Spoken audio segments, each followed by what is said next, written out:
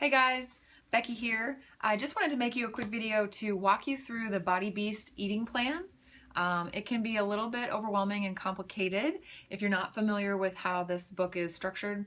And I wanted to share with you what I did to understand the basics of the plan for my personal use, and then share with you the food tracking system that I put together for when I was doing Body Beast, so that it wasn't so overwhelming. Okay. So first thing, grab your book of Beast and flip to page 48, where they do the calculation to figure out what your calorie bracket is. This is very similar to every single Beachbody program.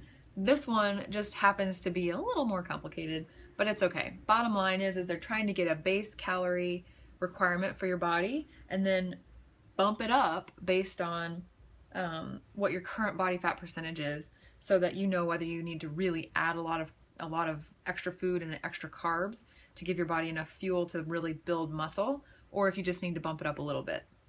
Okay, so basically just grab a calculator, a piece of paper, and go through this calculation, look at the examples, and figure out what your target calorie bracket is.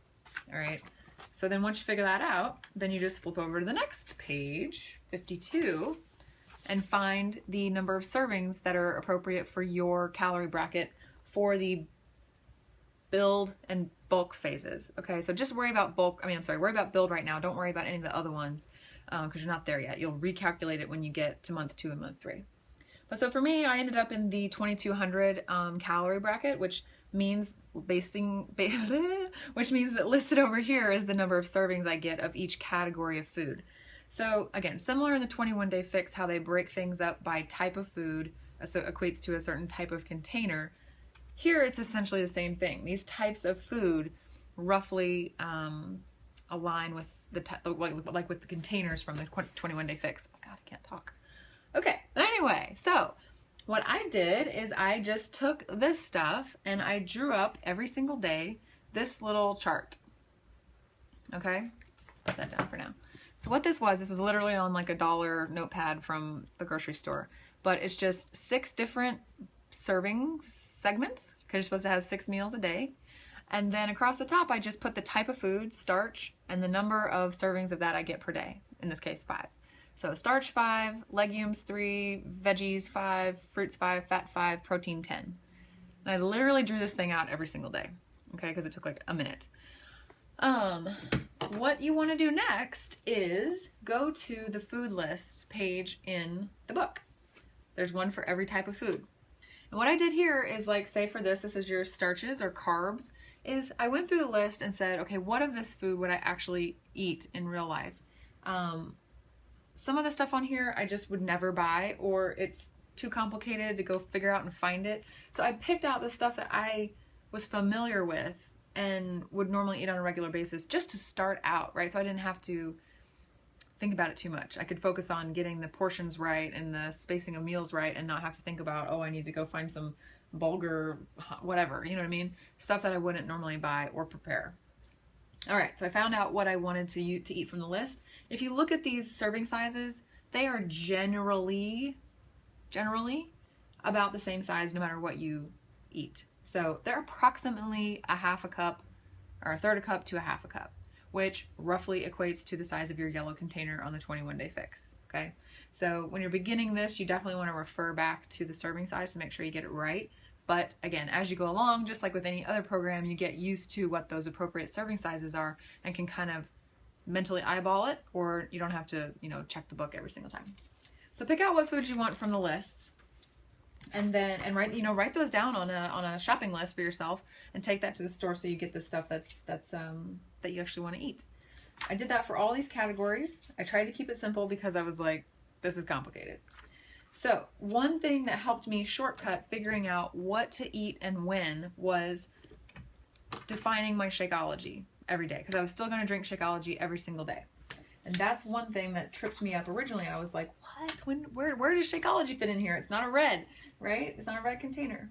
So there's one nuance to this plan called the, liquids category, the protein balanced and carb liquids.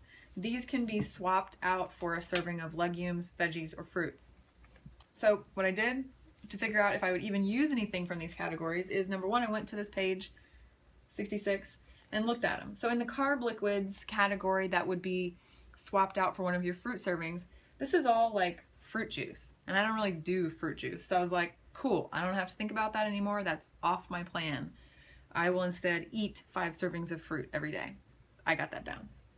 Okay, so on the balanced liquids and protein liquids, there you'll see here, there's an allotment for Shakeology in both of them. So that means that when I take 2/3 of a scoop of Shakeology and 1/4 of a scoop of Shakeology, you know, that basically almost makes a full scoop, which is what I eat of Shakeology anyway.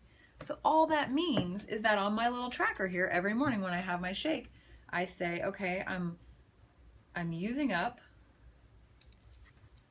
one of these and one of these. Done. So really all that means is that if I'm going to have my shake every day, assuming, well, and then if I had, you know, if I put some fruit in it, which I always put a banana in it, I know that every single day I'm going to use at least those 3 of my meals, or of my servings for my shake. So that just simplifies it. That basically means that I have only 2 legume servings and 4 veggie servings and 4 fruit servings that I actually have to think about and plan. So then literally what I would do throughout the day for like the first week, I kind of just winged it, right? Because I was doing the workout, I was hungry, and I would just write in here what I was eating, and I'd try to just balance it out and space it out so that I didn't end up at the end of the day with like 4 servings of starch to eat, you know. But you can just use this to track it, right? So say you had your shake for breakfast, mid-morning snack, you want to have some oats. I did that a lot with like some coconut oil on it. Maybe I might have some berries on that. I might have some protein, you know, maybe some ham or whatever, or some yogurt, you know, right? And I would literally just write it in. That's kind of like meal 2. You can see I've divided it into 6 sections here.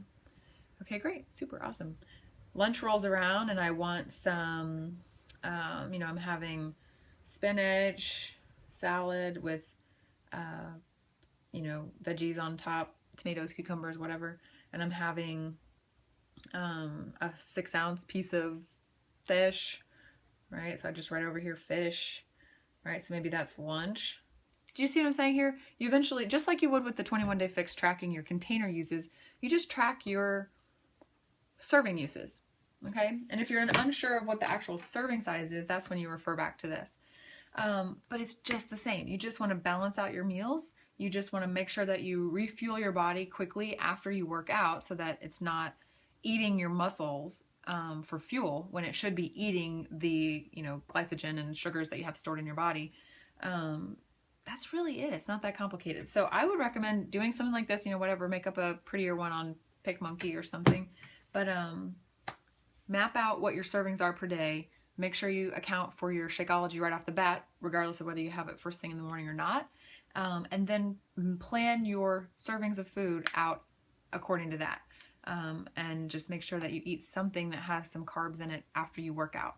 Okay? You want to make sure you have something that will quickly deliver sugar to your system right after you work out so that it goes for that and burns that versus going to your muscle and burning all that stuff you just built up. Okay? That's my tips. 9-minute video. I'm unable to make a short video. Sorry. Okay, I'll talk to you later. Bye.